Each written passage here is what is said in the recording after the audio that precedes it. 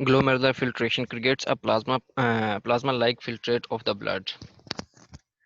जो glomerular capillaries हैं इस जगह से हाइड्रोस्टेटिक प्रेशर की वजह से फिल्ट्रेशन होगी, ठीक है। और प्लाज्मा लाइक फिल्ट्रेट जो ब्लड में से निकल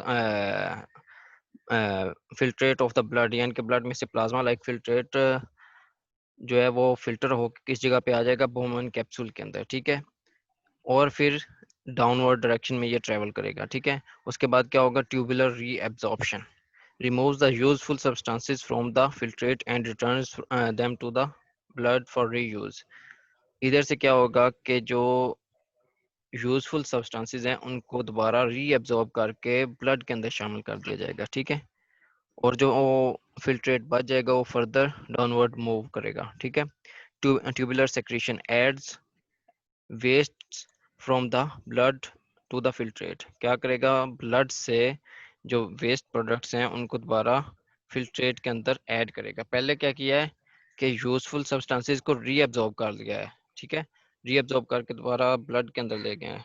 और आगे जाते जाते क्या काम कर रहा है कि ट्यूबुलर सेक्रेशन के थ्रू ब्लड से जो वेस्ट प्रोडक्ट्स हैं उनको दोबारा ट्यूब्यूल्स के अंदर सेक्रेट कर रहा है। उसके बाद क्या है, water reabsorption removes the water from the filtrate and returns it to the blood for reuse। उसके अलावा काम क्या हो रहा होता है कि वाटर की रीअब्जॉर्प्शन हो रही होती है, ठीक है।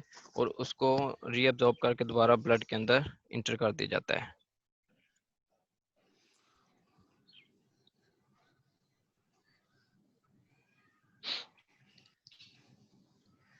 एफरेंट आर्टेरियल्स के थ्रू क्या हो रहा है, ब्लड मूव कर रहा है टुवर्ड्स ग्लोमेरुलर कैपिलरीज, ठीक है।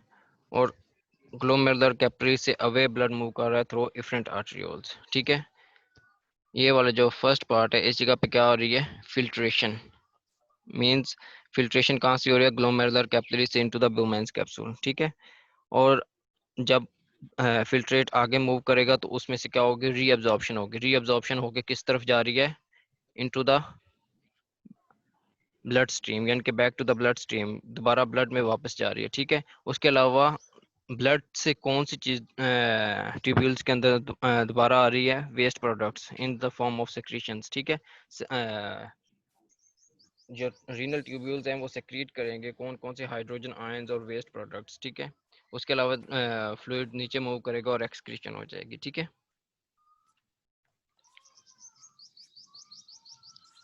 Renal tubular reabsorption and secretion, ठीक है। रीनल ट्यूबुलर एब्जॉर्प्शन अब पढ़ते हैं। The luminal cell membrane are those that face the tubular lumen urine inside. Tube वाली साइड का जो पोर्शन होगा सेल का उसे ल्यूमिनल मेम्ब्रेन बोलते हैं, ठीक है। और जो दूसरी साइड पे जो वेसल्स को फेस कर रहा होगा उसे बेजोलेटरल सेल मेम्ब्रेन कहते हैं, ठीक है ना। The basolateral cell membrane are those are in contact with the lateral intracellular space and peritubular interstitium blood side। Clear है।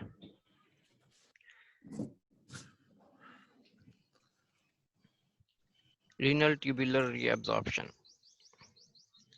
the transmembrane potential difference is the electrical potential difference between the inside and outside of the cell।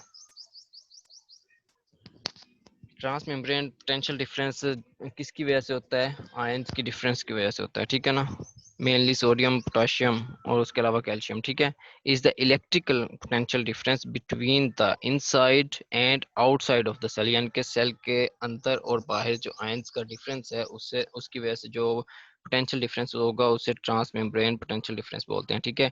Trans epithelial potential difference, वही चीज़ अगर epithelial cell के बारे में बात करें तो उसे क्या बोलेंगे, trans epithelial potential difference is the electrical potential difference between the tubular lumen and the peritubular interstitium।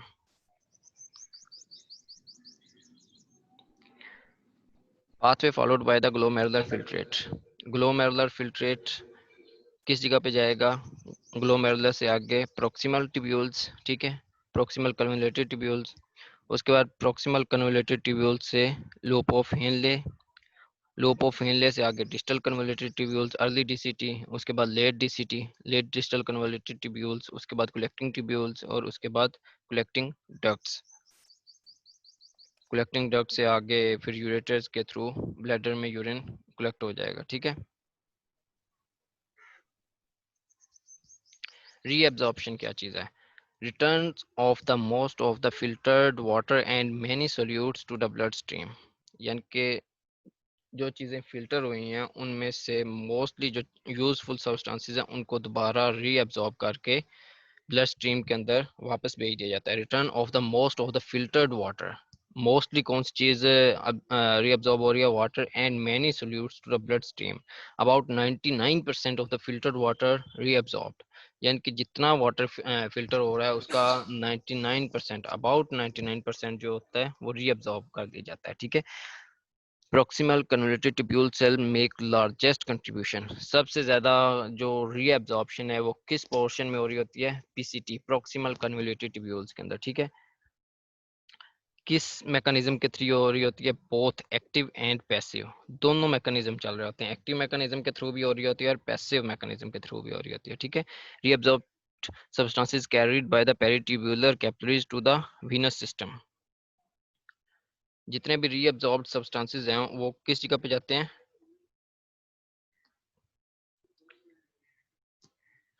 जब उनको रीअब्जॉर्ब किया जाता है तो वो ईसीएफ में जाएंगे, ठीक है। और ईसीएफ में पेरिट्यूबुलर कैपिलरीज के अंदर दोबारा रीअब्जॉर्ब हो जाएंगे और पेरिट्यूबुलर कैपिलरीज के थ्रू फिर दोबारा वीनस सिस्टम के अंदर इंटर हो जाएंगे, ठीक है। Tubular reabsorption is highly selective unlike filtration. Filtration में क्या होगा कि ऑलमोस्ट हर चीज फिल्टर हो रही होती है, ठीक है, एक्सेप्ट प्रोटीन्स, ठीक है। प्रोटीन्स फिल्टर नहीं होते, वो मैं आपको पहले भी बता चुका हूँ, क्योंकि वो नेगेटिवली चार्ज होते हैं और उसके अलावा उनका साइज जो होता है वो बड़ा होता है। Tubular reabsorption is highly selective, उस वो सिलेक्टिव रीअब्जॉर्प्शन होगी। ये नहीं है कि जितनी चीजें फिल्टर हो रही हैं सारी की सारी रीअब्जॉर्ब करके दोबारा ब्लड में ले आओ। अगर इस तरह होगा तो फिर फिल्ट्रेशन का फायदा नहीं है, ठीक है ना।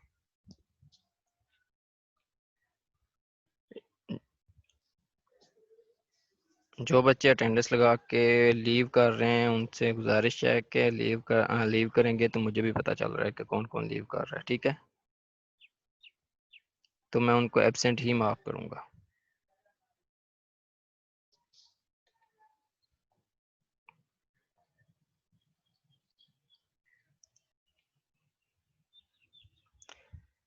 Secretion, transfer of the material from the blood into the tubular fluid. Reabsorption तो है कि फ्रॉम द ट्यूबुलर फ्लूइड जो ब्लड है उसे रीअब्जॉर्ब करके किस साइड पे लेके जाना? Blood back to the blood stream. लेकिन ब्लड स्ट्रीम से कुछ जो वेस्ट मटेरियल्स हैं उनको सेक्रेट करना इनटू द ट्यूब्यूल्स, उसे क्या कहते बोलते हैं? Secretion. Helps to control the blood pH, क्योंकि मोस्टली कौन सी चीजें सेक्रेट हो रही होती हैं? Hydrogen ions. Helps to eliminate the substances from the body, और उसके अलावा कुछ सब्सटेंसेस वेस्ट मटेरियल्स हैं जिनको बॉडी से रिमूव किया जाता है, ठीक है। Steps, simple diffusion from the peritubular capillaries to the interstitium. Peritubular capillaries से सिंपल डिफ्यूजन के थ्रू इंटरस्टिशियम में वो सब्सटेंसेस आएंगे, ठीक है। यानी कि पहले नंबर पे सेक्रेशन में क्या होगा कि कैपिलरीज से जो सब्सटेंसेस सेक्रेट करवाने हैं वो सिंपल डिफ्यूजन के थ्रू इंटरस्टिशियम में आएंगे। Interstitial fluid to the tubular lumen which can both be active and passive. और उसके बाद जो इंटरस्टिशियल फ्लूइड है उससे ल्यूमन की तरफ, ठीक है, जिस साइड पे यूरिन है उस तरफ उनको लाने के लिए कोई भी प्रोसेस यूज हो सकता है, बहुत एक्टिव एंड पैसिव, यानी कि वो डिपेंड करता है कि कौन सा सब्सटेंस ट्रांसफर करना है, ठीक है। Selective tubular reabsorption, glucose and amino acid completely reabsorbed, यानी कि कौन कौन सी चीज़ें रीअब्जॉर्ब होंगी? ग्लूकोज और अमाइनो एसिड जो है वो कम्प्लीटली रीअब्जॉर्ब हो जाएंगे into back to the blood stream, ठीक है। Sodium chloride bicarbonate are highly reabsorbed, ये कम्प्लीटली नहीं होंगे, हाईली रीअब्जॉर्ब होंगे। यूरिया एंड क्रिएटिनिन रीअब्जॉर्ब ये भी होंगे लेकिन पुअरली रीअब्जॉर्ब्ड, ठीक है।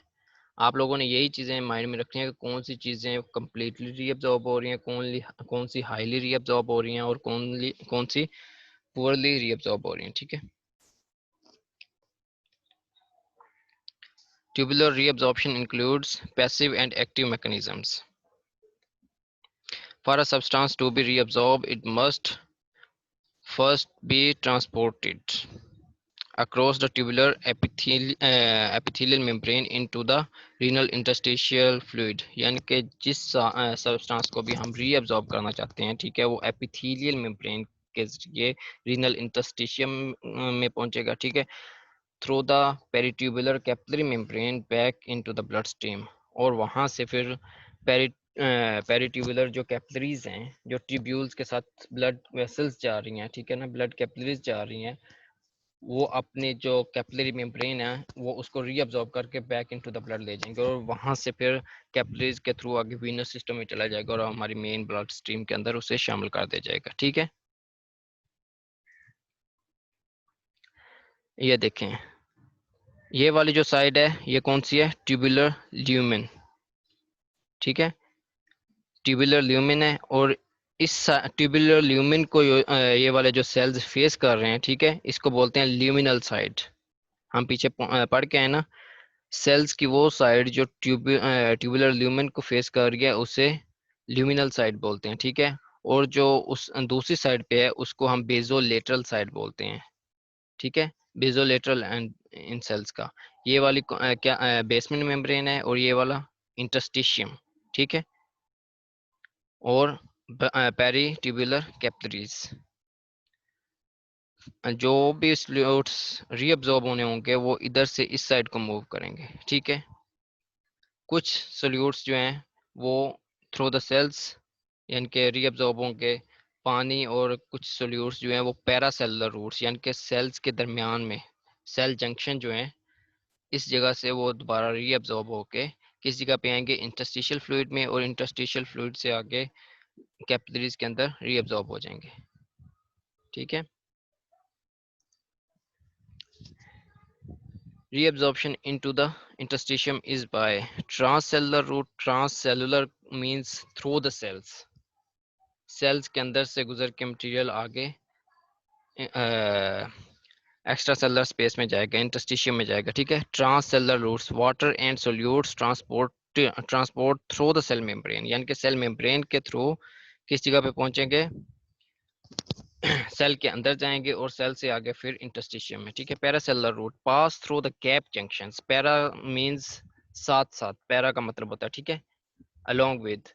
पैरासेलुलर रूट्स मींस सेल्स के साथ जो सेल जंक्शंस हैं, गैप जंक्शंस हैं, उस जगह से सोलवेंट यानी कि वाटर और कुछ सोल्यूट्स उस जगह से पास करके आगे इंटरस्टिशियम में जाएंगे, ठीक है। पास through the gap junctions water and solutes are transported the rest of the way through the peritubular capillary wall into the blood by ultrafiltration that is mediated by hydrostatic and colloidal osmotic forces। ये सारा किस वजह से हो रहा है, hydrostatic और colloidal osmotic forces की वजह से हो रहा है। ये दोनों फोर्सेस मैं आपको बड़ी डिटेल के साथ पहले ही एक्सप्लेन कर चुका हूँ, ठीक है। किसी को कोई कंफ्यूजन है, कोई बात समझ नहीं आ रही हो, माइक ऑन करके वो पूछ सकता है।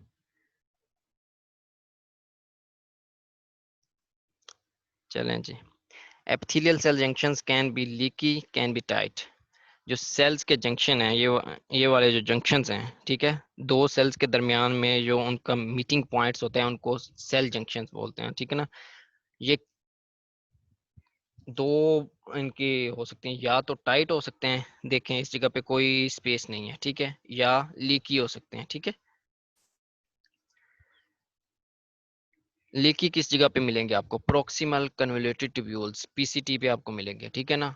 हाई वाटर परमिएबिलिटी, इस जगह से क्या होगा, लीकी जंक्शन हैं सो वाटर के लिए हाईली परमिएबल होंगे, यहाँ से पानी क्या होगा, गुजर सकेगा, वाटर यहाँ से इजीली गुजर सकेगा। Tight junctions, distal convoluted tubules और and collecting ducts, low water permeability, इस जगह से वाटर की परमेबिलिटी क्या होगी, परमेबिलिटी का मतलब होता है किस चीज को परमिशन देना, अलाउ करना, that can pass through that place, ठीक है। इस जगह पे low permeability, that means that substance can't pass through this place, ठीक है। लीकी में से वाटर इजीली पास कर जाएगा क्योंकि हाईली वाटर परमेबल है, ठीक है, और टाइट जंक्शंस में से लो वाटर परमेबिलिटी होगी। Reabsorption transport mechanism, passive transport, can be simple diffusion, facilitated diffusion, primary active transport, secondary active transport, pinocytosis and solvent track. ये वो चीज़ें हैं जो आप लोगों ने पहले पढ़ी हुई हैं, बहरहाल हम मज़ीद इनको एक्सप्लेन कर देता हूँ. Reabsorption of sodium especially important. Sodium की reabsorption बहुत important है, ठीक है. Primary active transport, sodium potassium pump is basolateral, is only on the basolateral membrane, ठीक है. जो primary active transport, primary active transport का मतलब होता है कि डायरेक्टली एनर्जी को यूटिलाइज करना, ठीक है. सोडियम पोटेशियम एटीपीएस का आपको पता है, सोडियम पोटेशियम एटीपीएस का आपको पता है कि वो एटीपी को यूटिलाइज करेगा और क्या करेगा, 3 सोडियम को सेल से बाहर सेंड करेगा और 2 पोटेशियम को सेल के अंदर लेके आएगा, ठीक है. ये किस जगह पे होगा, बेजोलेटरल साइड पे होगा, ठीक है. भाई ये माइक बंद कर दो.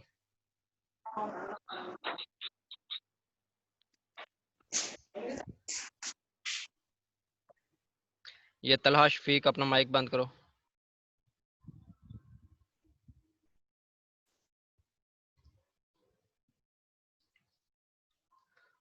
प्राइमरी एक्टिव ट्रांसपोर्ट की समझ आ गई है. प्राइमरी का मीन्स होता है कि प्राइमरीली यानी कि वो एनर्जी को डायरेक्टली यूटिलाइज कर रहा है. सेकेंडरी एक्टिव ट्रांसपोर्ट, को ट्रांसपोर्टर्स एंड काउंटर ट्रांसपोर्टर्स. को ट्रांसपोर्टर कौन से होंगे, ग्लूकोज हो गया, ग्लूकोज की ट्रांसपोर्ट और अमाइनो एसिड की ट्रांसपोर्ट, ठीक है. सोडियम ग्लूकोज को ट्रांसपोर्टर, सोडियम अमाइनो एसिड को ट्रांसपोर्टर. इसी तरह काउंटर ट्रांसपोर्ट मीन्स, को मीन्स एक ही डायरेक्शन में किसी चीज को मूव करवाना, ठीक है.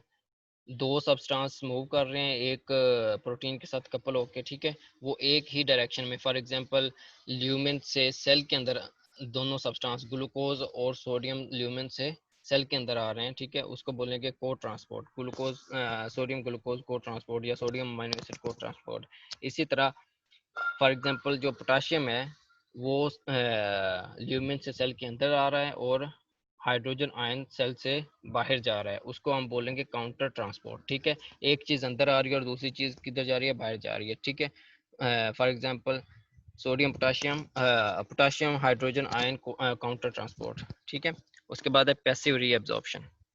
ये वाली सेकेंडरी एक्टिव ट्रांसपोर्ट किसकी वजह से होती है, जो प्राइमरी एक्टिव ट्रांसपोर्ट की वजह से जो आयनिक डिफरेंस क्रिएट होता है, ठीक है. आयंस का जो डिफरेंस क्रिएट होता है उसी की वजह से सेकेंडरी एक्टिव ट्रांसपोर्ट होती है, ठीक है. क्योंकि सोडियम को प्राइमरी एक्टिव ट्रांसपोर्ट में सोडियम को सेल से बाहर ट्रांसपोर्ट किया जा रहा है, ठीक है. सो सेल के अंदर सोडियम की कमी होगी, ठीक है. सोडियम आयंस की तादाद कम होगी, उसकी वजह से ग्रेडियंट के थ्रू, ठीक है, क्या होगा कि ल्यूमिन की साइड से जो सोडियम होगा वो किस साइड को मूव करेगा, सेल के अंदर, ठीक है. उसके बाद है पैसिव रीअब्जॉर्प्शन. पैसिव होता है जिसमें एनर्जी की ज़रूरत नहीं होती. इन दोनों में ऊपर वाले जो दोनों केसेस हैं, प्राइमरी एक्टिव ट्रांसपोर्ट और सेकेंडरी एक्टिव ट्रांसपोर्ट, इसमें एनर्जी की ज़रूरत होती है, लेकिन पैसिव रीअब्जॉर्प्शन में there is no need of energy, ठीक है. For example osmosis, osmosis for water, electrostatic attraction for chloride ions, ठीक है. ये इलेक्ट्रोस्टैटिक अट्रैक्शन की वजह से रीअब्जॉर्ब होगा और ये ऑस्मोसिस के थ्रू रीअब्जॉर्ब होगा. Passive transport, simple diffusion is not carrier mediated. जो सिंपल डिफ्यूजन होगी वो कैरियर मीडिएटेड नहीं है, ठीक है.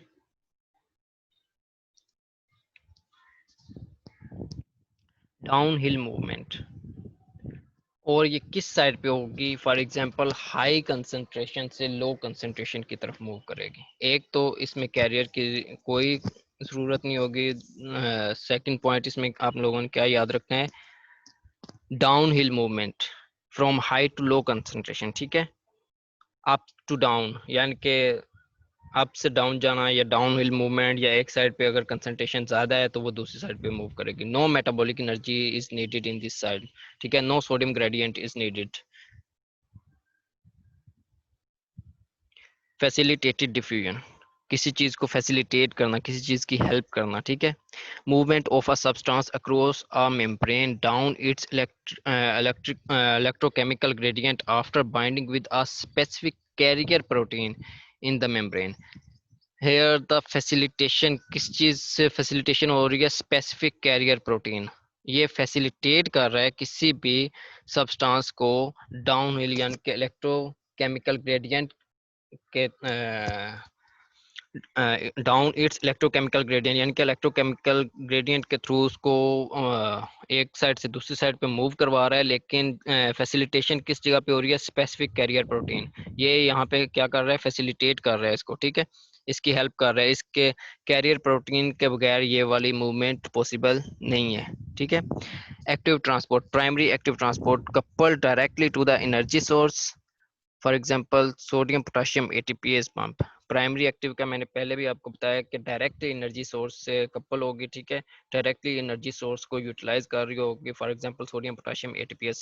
Secondary active transport coupled indirectly to a energy source, यानी कि ये भी एनर्जी यूज कर रहा होगा सेकेंडरी एक्टिव, लेकिन ये इनडायरेक्टली कपल होगा, इनडायरेक्टली उस एनर्जी सोर्स से लिंक होगा due to an ionic gradient reabsorption of the glucose. Ionic gradient का मैंने आपको भी बताया कि सोडियम पोटेशियम एटीपीएज की वजह से सोडियम 3 सोडियम आउट जाएंगे और 2 पोटेशियम इन आएंगे, ठीक है।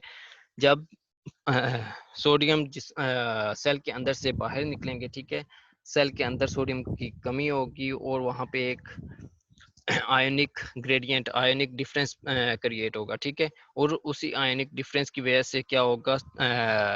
ल्यूमिनल साइड से सोडियम किस साइड पे आना स्टार्ट हो जाएगा? सेल के अंदर। वो एक कैरियर प्रोटीन के साथ कपल करेगा और साथ में अपने किसी, for example sodium glucose, glucose को बाइंड करेगा और सेल के अंदर आ जाएगा, ठीक है। ये एनर्जी सोर्स को यूटिलाइज कर रहा है लेकिन indirectly. Secondary active transport definition क्या है? To substances interact with one specific carrier in the cell membrane and both substances are translocated across the membrane, यानी कि दो substances क्या कर रहे हैं? interact कर रहे हैं एक one specific carrier in the cell membrane, यानी कि एक ही कैरियर प्रोटीन के साथ वो इंटरेक्ट करेंगे सेल मेम्ब्रेन के साथ, ठीक है। And both substances are translocated across the membrane, और वो दोनों सब्सटेंस जो उस स्पेसिफिक कैरियर के साथ इंटरेक्ट कर रहे हैं वो ट्रांसलोकेट हो जाएंगे मेम्ब्रेन के दूसरी तरफ, ठीक है। इट माइट बी को ट्रांसपोर्टर, को मीन्स दोनों सब्सटेंस एक ही तरफ अगर मूव करें, ठीक है। If both substances move towards the same direction, then we will call it co-transport, and if they will move in opposite direction then we will call it counter transport, ठीक है। Transported substances move in the same direction across the membrane, then we will call it co-transport. Counter transport, transported substances move in opposite directions across the membrane, ठीक है। उसके बाद है secondary active transport, उसकी example क्या है? Glucose amino acid phosphate with sodium in the luminal membrane of the proximal convoluted tubules. सब ने किसके साथ मूव करना होता है? सोडियम के साथ। सोडियम ग्लूकोज को ट्रांसपोर्टर, सोडियम अमाइनो एसिड को ट्रांसपोर्टर, ठीक है। उसके बाद सोडियम फॉस्फेट को ट्रांसपोर्टर, उसके बाद sodium and hydrogen ion in luminal membrane of the proximal convoluted tubules. Sodium और हाइड्रोजन आयन ये काउंटर ट्रांसपोर्टर हैं, ठीक है ना। किस साइड पे होंगे? Luminal membrane. उसके बाद है सोडियम रीएब्जॉर्प्शन।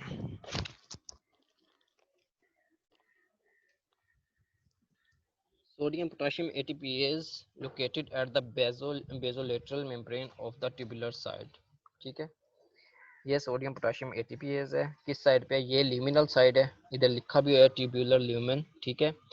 ये ये ल्यूमिनल मेम्ब्रेन है, ये बेजोलेटरल मेम्ब्रेन है, ठीक है। सोडियम पोटेशियम एटीपीएज, ये वाला सोडियम पोटेशियम एटीपीएज है, ठीक है। क्या कर रहा है कि सोडियम को सेल से बाहर लेके जा रहा है और पोटेशियम को सेल के अंदर लेके आ रहा है, ठीक है।